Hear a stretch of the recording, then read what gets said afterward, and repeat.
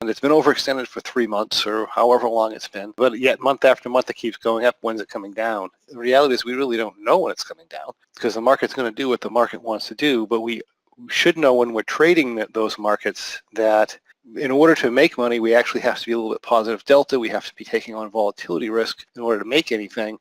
And in the same context, we're a very high risk situation of some sort of a blow down move, I guess, in the market or a minor correction move in the market.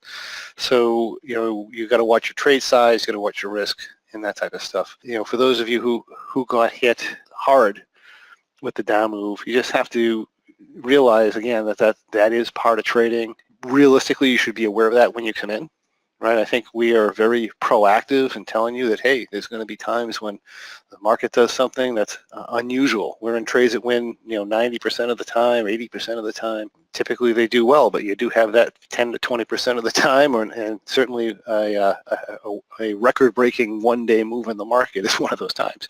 Keep your head up. If you need to take a break, take a break.